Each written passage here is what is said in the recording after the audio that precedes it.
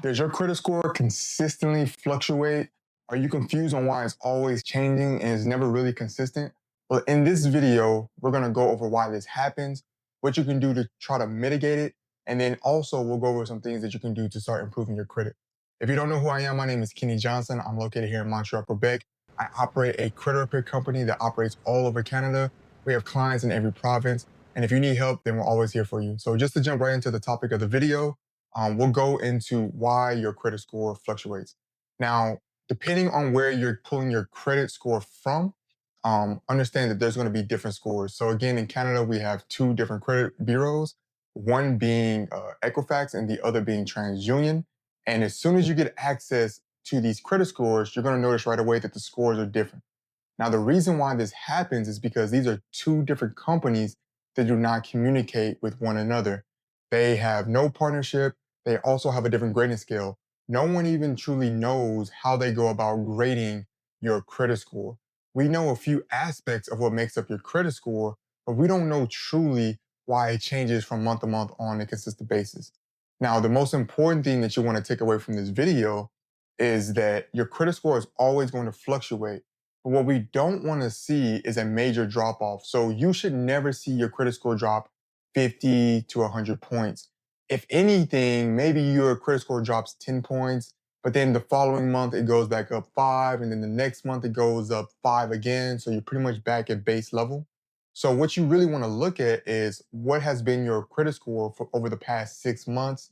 If you haven't made any major changes, such as add a new account to your credit report, then if you look at the past 6 months, you should be pretty much steady overall. But if you had a 50-point drop or a 100-point drop, then there's something new reflecting on your credit report. And I've been doing so many consultations to where I would see clients' credit report and they would have items in accounts that they didn't even know were there. So for you, it's important that you understand how to navigate your credit report. When you log into Credit Karma, when you log into Borrowwell, or if you're using Equifax or TransUnion's platform directly, then you want to know how to navigate these platforms so that you can see every single one of your accounts. So, for example, with Credit Karma, you don't see your closed accounts unless you see or you click into the closed account section to see all of the closed accounts that you have on your credit report. And a lot of people don't understand that those closed accounts, if they have negative ratings, it still affects and impacts your credit on a monthly basis. Versus on Borrowwell, Borrowwell shows you everything on one page. It doesn't hide your closed accounts. So this is what I'm talking about or what I'm referring to when I'm saying you need to know how to navigate these platforms so you can get the full picture of your credit profile. Now, if you're one of those individuals where you're using your banking app to monitor your credit, I'm going to try to encourage you to try to use one of these third-party platforms, such as Credit Karma or Borrowwell, because what oftentimes happens with these banking apps, with you monitoring your credit, you're getting a soft view of your credit report, meaning you're not going to always be able to see all the accounts that are on your credit report. You may get a base idea of what's on your credit report, but you're missing a few details.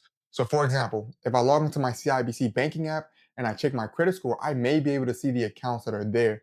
Same with Scotiabank. But what I won't see are the details such as the months that I made on-time payments, if I missed payments, the date that that account opened, the date that the account closed, any notes associated with the account that are important, rating codes, all these things that are important and create what your credit score is, you want to be able to see, you want to understand what that is, and you want to have access to it. Okay. So again, the platforms I recommend, Credit Karma, Borrowwell, those are free platforms that you can use. If you don't mind paying, then you can go Equifax. It gives you an even more detailed view because it gives you the rating codes. It gives you further detail and notes of your accounts. And then there's TransUnion, which is also a paid platform as well. If you live outside of Quebec, there is ClearScore. It's free, but again, some details aren't always visible on ClearScore. It's one of the later platforms that emerged on the scene. I'm not the biggest fan of it, but if you want to use it, then you know you have access to it. So back to the topic of the video, if you've seen your score drop 50, 100 points, the first section you want to head to is your public records section. Okay. And Equifax, this is at the very end of your credit report. Borrowwell, public record section is at the very end of your credit report, usually near to the collection section. And then with Credit Karma, they don't necessarily have a public record section, but if you go to the end of the report, then you would see a lot of those derogatory accounts that may be on your report.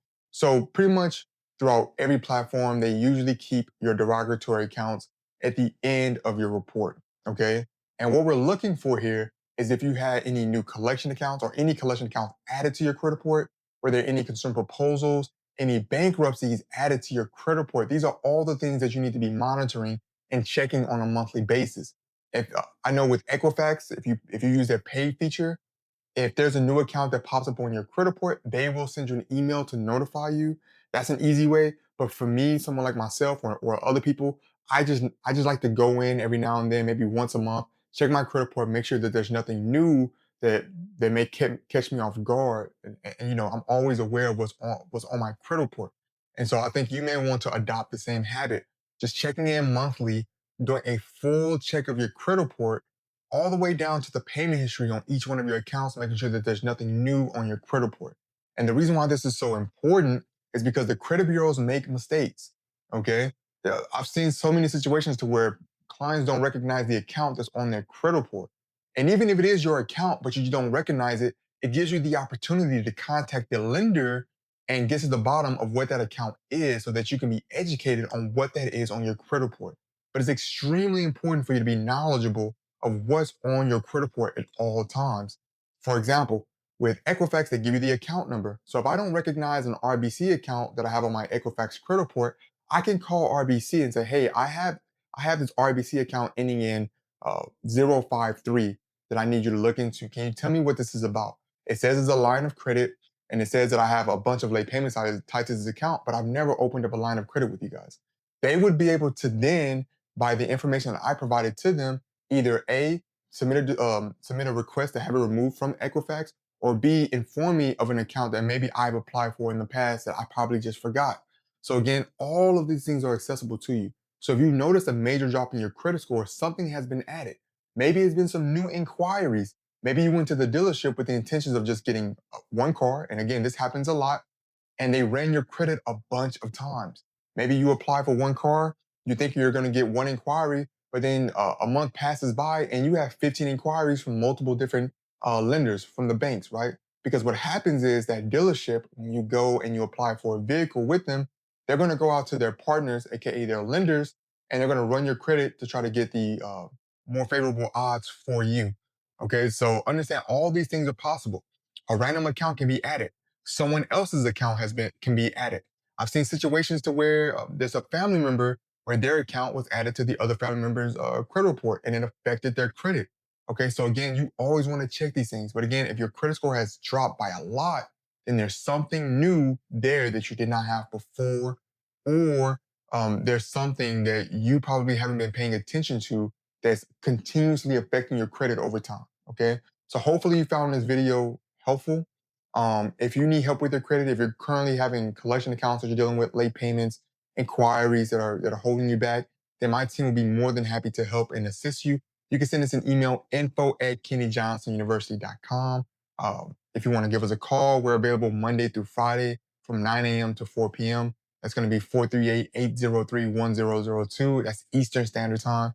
And until next time, take care. Peace.